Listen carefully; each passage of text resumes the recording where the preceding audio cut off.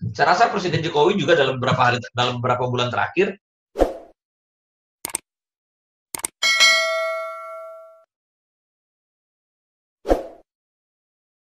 nah pada fase awal jumlah virusnya masih rendah, sehingga kematiannya rendah.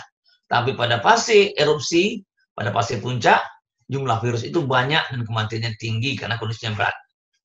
Berapa lama dia sembuh? 14 sampai 21 hari sembuh. Nah, ini yang kita harus lihat. Nah, apa masalah sebenarnya dari COVID ini? Masalah sebenarnya dari COVID ini adalah bagaimana kita memperbaiki gagal paham yang terjadi di masyarakat. Nah, ini yang harus kita perbaiki. Caranya adalah dengan memberikan pemahaman seperti ini, edukasi, membentuk kelompok-kelompok diskusi, dan sebagainya. Ini masalah kita. Pemahaman kita, seperti saya jelaskan di awal tadi, ini adalah salah satu titik lemah kita dalam menangani COVID-19. Termasuk pemahaman di level pemerintah pusat. Nah, ini adalah yang kita lakukan, bahwa kenapa kita harus memutus rantai penyebaran? Karena masalah utama COVID ini adalah masalah penyebarannya yang sangat cepat. Nah, bagaimana langkah strategis kita untuk COVID? Saya kembangkan metode 4M, ya, kita jaga mencuci tangan, kita menjaga jarak, kita menggunakan masker, serta mandi saat di rumah jika pulang dari daerah dengan risiko tinggi. Pulang dari pasar, pulang dari berbagai macam tempat yang lain dan sebagainya, pulang dari area rapat dan sebagainya, pulang dari lapangan masyarakat, ya, pada waktu kita melakukan sensus atau verifikasi dan sebagainya, itu kita usahakan mandi. Nah, itu yang penting. Nah, ini adalah langkah-langkah yang harus kita lakukan. Selanjutnya lagi adalah apa fasilitas APD? Masker bedah atau N95, face shield, sarung tangan, dan sebagainya. Sekarang kita lihat, apa guna masker? Masker itu gunanya adalah untuk mencegah masuknya partikel-partikel virus yang berada dalam sel epitel ke dalam saluran pernapasan kita atau ke dalam mulut kita. Nah, ada juga masker N95, itu artinya dia mampu menyaring 95% partikel. Kemudian ada face shield, ya, untuk muka kita. Kita juga bisa tambah lagi satu lagi face shield dengan Google, kacamata, kemudian sarung tangan, kemudian pakai gaun, hazmat, dan jas hujan. Untuk apa kita pakai gaun atau hazmat? Itu adalah pakaian yang menutup kita dari kepala sampai kaki. Untuk apa kita gunakan itu? Nah, ini yang harus kita diskusikan. Saya rasa untuk harga gaun dan hazmat cukup mahal, ya, berkisar antara 150 sampai 300 ribu. Ini perlu kita pikirkan efektivitasnya kalau kita gunakan. Ya, jas hujan saya rasa cukup bagus karena virus itu seperti saya katakan tadi tidak menular melalui kulit. Jadi kalau kulit kita kena virus, kemudian cepat kita cuci, maka itu akan hilang. Ya, jadi tidak ada infeksi kalau kita kontak dengan virus kontak dengan kulit kita.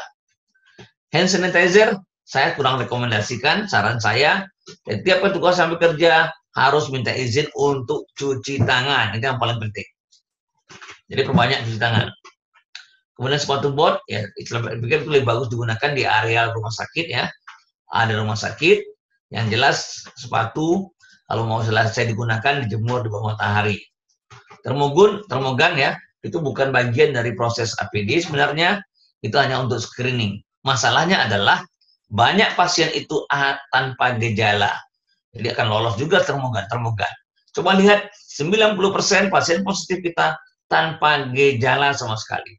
Nah, itu tentu berbahaya kalau kita bermain-main dengan termogan jarak kita dengan mereka dekat, kemudian mereka bicara, mereka marah karena tidak suka dipasang termogan, akhirnya tidak selesai juga masalahnya. Ini adalah fasilitas APD. Nah, sekarang kita lihat dasar ini.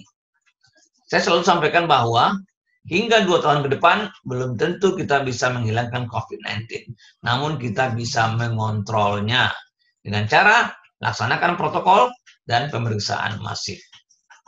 Kemudian dengan kondisi saat ini, di mana masyarakat tidak optimal, masyarakat tidak patuh, anggaran terbatas, fasilitas tidak lengkap. Kalau saya katakan negara ini selamat dari COVID, maka itu adalah anugerah Allah yang terbesar setelah kemerdekaan kita. Nah, ini yang harus kita lihat. Tadi saya lupa tadi pada posisi menjaga jarak ini penting. Jadi kalau ada rapat-rapat, tolong dijaga jaraknya, semuanya pakai masker. Kalau kita makan, usahakan jangan berhadapan. Ini sambil makan bicara-bicara, kita tidak tahu antara kita ada yang positif. Dan tentu ada pemeriksaan rutin atau berkala untuk semua petugas yang terlibat dalam KPU. Tentu terbatas dengan masalah administrasi pembiayaan. Saya pikir demikian yang bisa saya sampaikan. Terima kasih. Assalamualaikum warahmatullahi wabarakatuh. Waalaikumsalam warahmatullahi wabarakatuh. Baik, terima kasih Bang Andani. Baik, karena beliau banyak kegiatan hari ini, untuk sesi pertama, bagi Bapak Ibu yang mau bertanya, saya langsung buka sesi tanya jawab yang langsung direspon oleh Dr. Andani. Silakan Bapak Ibu, ada yang mau bertanya?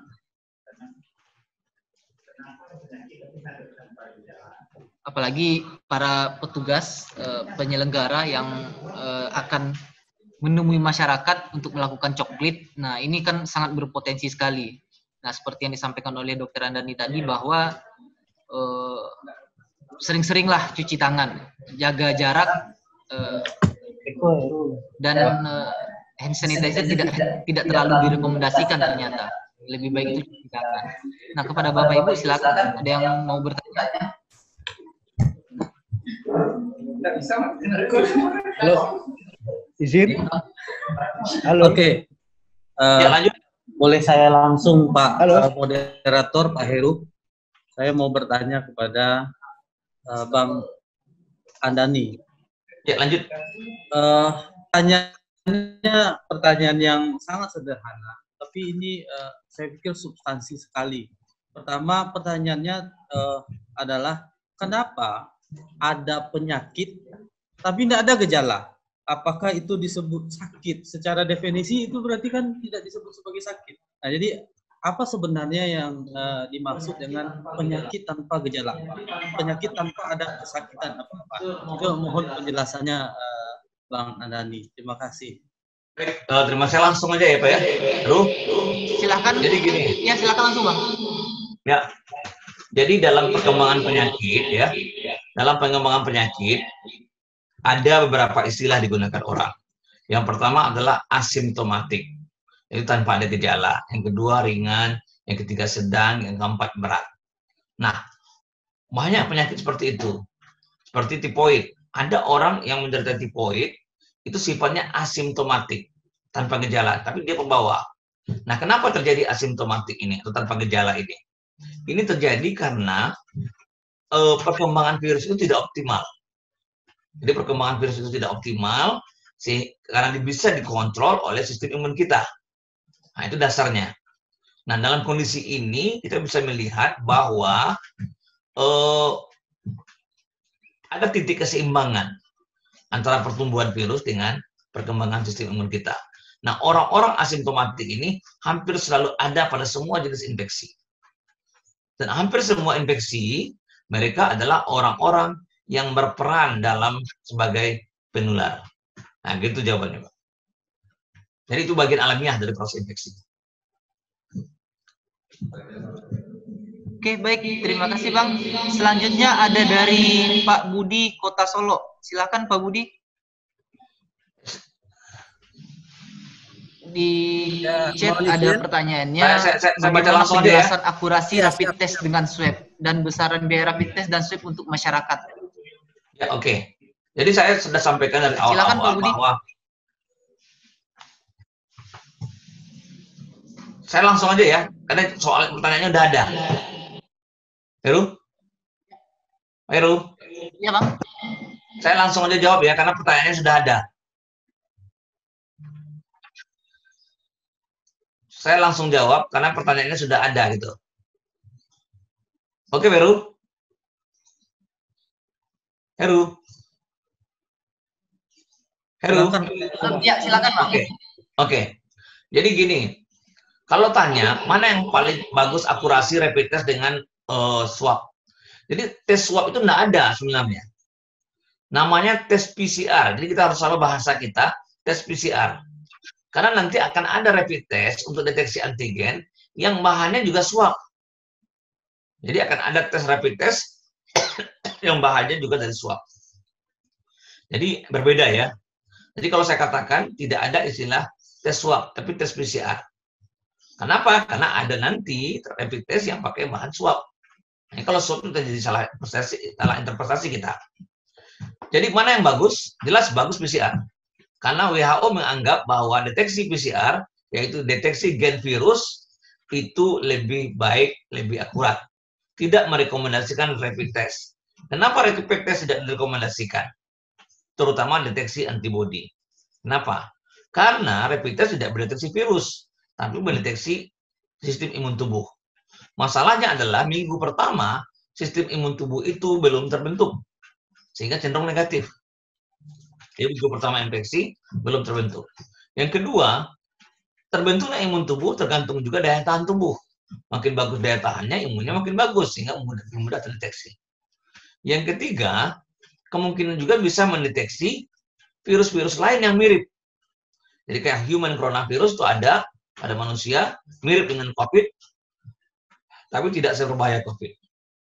Nah, kondisi-kondisi inilah yang menyebabkan kita tidak merekomendasikan sama sekali rapid test. Saya rasa Presiden Jokowi juga dalam beberapa bulan terakhir tidak merekomendasikan lagi rapid test. Beliau malah menganjurkan untuk PCR, ya, pemeriksaan PCR swab. Nah, itu yang dianjurkan oleh Presiden. Masalahnya adalah, pertama, tidak semua tempat yang kapasitas pemeriksaan PCR-nya bagus, atau paling tidak sebagus kita. Itu yang pertama. Yang kedua, masalah yang kedua juga adalah beberapa tempat malah tidak memiliki peralatan PCR. Sehingga apa yang harus mereka lakukan untuk memeriksa? Nah, ini adalah problem-problem atau masalah-masalah yang muncul di daerah. Jadi kalau teorinya adalah kalau tidak ada bisa dipakai PCR, ya gimana lagi, apa yang ada dipakai. Tapi paling tidak ya tidak usah diperiksa, kan itu. Satu hal yang pasti Bapak Ibu sekalian, bahwa angka infeksi kita, positivity rate kita itu kan di bawah 1%. Itu sebenarnya daerah yang aman sekali. WHO menyerahkan hanya 5%, sementara kita sudah mencapai angka 1%. Artinya, Provinsi Sumatera Barat ini berada pada posisi yang paling nyaman sekarang. 1% itu artinya, dari 100 orang, ada 1 orang yang positif. Jadi kalau Bawaslu anggotanya 100.000 orang, ya kan berarti ada sekitar 1.000 orang yang positif. Nah, saran saya sebenarnya yang paling bagus itu adalah kita surveillance semua anggota penyelenggara pemilu ini. Surveillance itu artinya kita lakukan pemeriksaan secara random, ya tidak semuanya, tapi random untuk mengetahui berapa angka infeksi di anggota penyelenggara pemilu, baik KPU, Bawaslu, dan sebagainya. Itu yang idealnya kita bisa lakukan. Selanjutnya lagi saya bacain aja ya. Oke, sebentar ada dari Agustin Melta. Silakan Pak Agus. Silakan. Bertanya. Silakan Pak Agus. Agustin Melta.